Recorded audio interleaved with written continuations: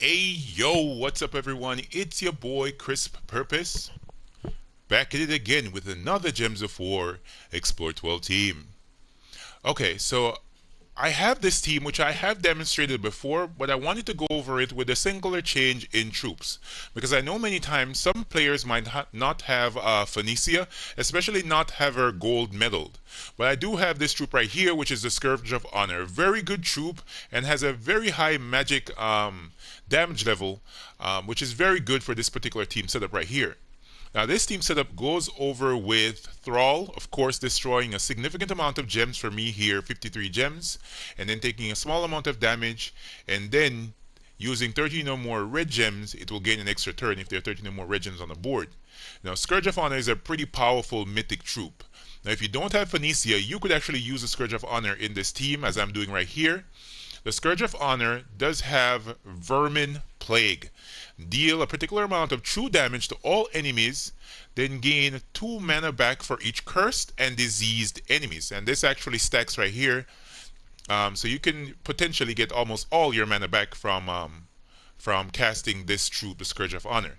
Now he does have for his traits Immune, which is immunity to disease and lycanthropy, as well as Omen of Nature, explode a green gem at the start of battle, and Rat Swarm, curse and disease a random enemy when matching 4 or more gems. Now that's very synergetic with its spell right there.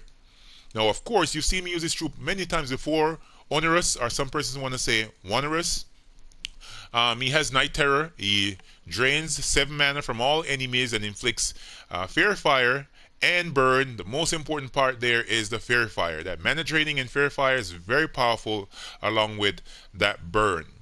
And of course, he does have Wild Magic, a 25% chance to create a ×2 wild card when matching 4 or more gems, as well as Psychic Affliction. Eliminate 1 magic from all enemies when an ally casts a spell. Now that right there stacks up a lot, because you're going to be using Thrall, casting a lot. And I just have this weapon here. You can actually switch this around for any weapon you want that's going to be generating. Sometimes your Thrall might fall short based on purple gems that are on the board, so I'm putting a weapon here that can explode purple, getting mana back to my Thrall. Now for this particular team setup, I love to use the Sunpear Class because of that final trait, which is the Heat Wave. Create a firestorm at the start of every turn, so I'll never be out of red gems on the board, allowing my Thrall to get a lot of extra turns. And of course I have Snap Freeze set, as well as Insulated Root Trap, Water Binding, Gift of Fire. All red allies gain 1 magic, which is very good for my Scourge of Honor. Firebringer, and of course a Fireblade, dealing triple skull damage to burning enemies. I'm not going to be using that particular final trait, but I still have it set no matter what. Alright, and I'm using all Nisha medals here because I want to make sure my Scourge of Honor is doing as much damage as possible, and I'm sure a couple casts from him will kill off the entire enemy team. So let's pop right in here and see how this fight actually goes.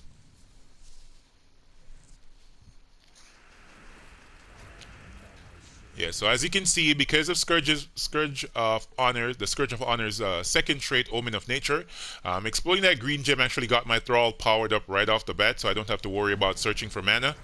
And just like that, my Oneiros is powered up. Let's cast him. Fair Fire, burn all the enemies. Now let's go ahead and cast our Scourge of Honor. And now let's go ahead and cast him once again. Just like that, they're all dead.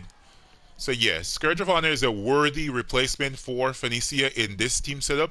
If you guys do have it, definitely slot it in and make a run of it. It makes very easy work, especially if you're at higher magic level. Going through these battles is like a knife through butter, to be honest. Let's cast our Oneiros. Now Scourge. Let's see if we can wait again. Enemies getting a multitude of extra turns here, but it doesn't matter. Now Thrall. They're still Fair Fired. Yes, they are. They're all dead. Just like that. Pretty easy. It's like taking candy from a baby. Now let's hop into battle number 3. I think the most difficult thing here could be just to get mana to your Thrall, but overall, majority of the boards are gonna be having purple gems there. Just keeping him consistently up and spell ready and ready to cast can be difficult at times, because that is based on how much purple is on the board. Let's cast our Thrall again. Got an extra turn. Let's kill him out. Yeah, as I said before, super easy team. And I haven't gotten any chances to look at the upcoming troops in the game yet, but I suppose that there might be a few good troops that are going to be coming in a couple days. All right, let's match this down right here. Let's get some purple to our Thrall. There we go. And now let's cast Thrall. Get the troop spell ready. Mana drain them. Now let's do some true damage. So easy, like look at that. And now true damage again. Boom. That's it, baby. Such a nice team. All right, let's move on and go into the mini boss fight. And just look at that. We're at the mini boss fight already. No problems whatsoever. And just look at that. Thrall is ready to go without even matching a single gem on the board. That second trait for the Scourge of Honor is such a powerful trait. Now let's true damage them. Very nice.